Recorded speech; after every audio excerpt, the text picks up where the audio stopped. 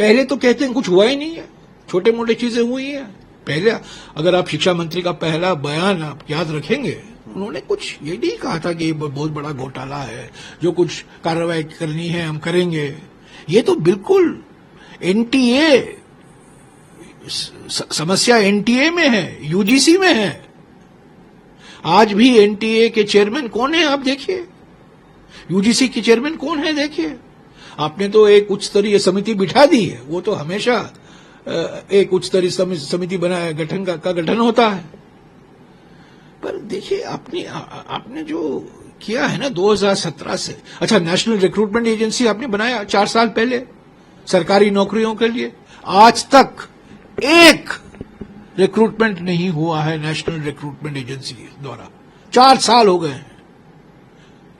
तो ये हेडलाइन के लिए ये सब संस्थाएं बनाए जाते हैं। और आप देखिए अभी जो जानकारी निकल कर आ रही है, जो बीजेपी के नेता इस घोटाले में शामिल हैं, गुजरात में, उत्तर प्रदेश में, मध्य प्रदेश में।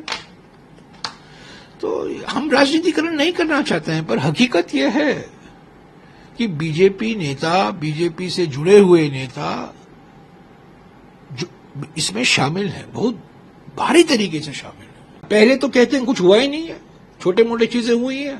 पहले अगर आप शिक्षा मंत्री का पहला बयान आप याद रखेंगे, उन्होंने कुछ ये नहीं कहा था कि ये बहुत बड़ा घोटाला है, जो कुछ कार्रवाई करनी है हम करेंगे। ये तो बिल्कुल एनटीए, समस्या एनटीए में है, यूजीसी में है। आज भी एनटीए के चेयरमैन कौन है आप देखिए, यूजीसी के चेयरमैन कौन है देखिए। आपने तो एक उच्च स्तरीय समिति बिठा दी है, वो तो हमेशा एक उच्च स्तरीय समिति बनाया गठन का गठन होता है। पर देखिए आपने जो किया है ना 2017 से, अच्छा नेशनल रिक्रूटमेंट एजेंसी आपने बनाया 4 साल पहले सरकारी नौकरियों के लिए, आज तक एक रिक्रूटमेंट नहीं हुआ है नेशनल रिक्रूटमेंट एजेंसी द्वारा, 4 साल हो गए हैं। तो ये हेडलाइन के लिए ये सब संस्थाएं बनाए जाते हैं। और आप देखिए अभी जो जानकारी निकल कर आ रही है, जो बीजेपी के नेता इस घोटाले में शामिल हैं, गुजरात में, उत्तर प्रदेश में, मध्य प्रदेश में। तो हम राजनीतिकरण नहीं करना चाहते हैं, पर हकीकत यह है कि बीजेपी नेता, बीजेपी से जुड़े हुए नेता जो इसमें शामिल है, बहुत भारी तरीके से शामिल है। पहले तो कहते हैं कुछ हुआ ही नहीं है, छोटे मोटे चीजें हुई हैं। पहले अगर आप शिक्षा मंत्री का पहला बयान आप याद रखेंगे, उन्होंने कुछ ये नहीं कहा था कि ये बहुत बड़ा घोटाला है, जो कुछ कार्रवाई करनी है हम करेंगे। ये तो बिल्कुल एनटीए, समस्या एनटीए में है, यूजीसी में है।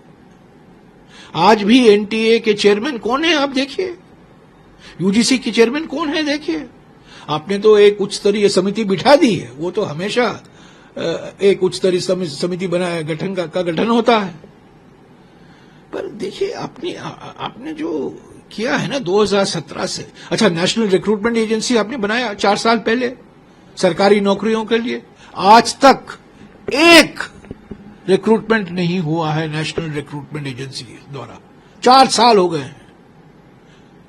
तो ये हेडलाइन के लिए ये सब संस्थाएं बनाए जाते हैं। और आप देखिए अभी जो जानकारी निकल कर आ रही है, जो बीजेपी के नेता इस घोटाले में शामिल हैं, गुजरात में, उत्तर प्रदेश में, मध्य प्रदेश में।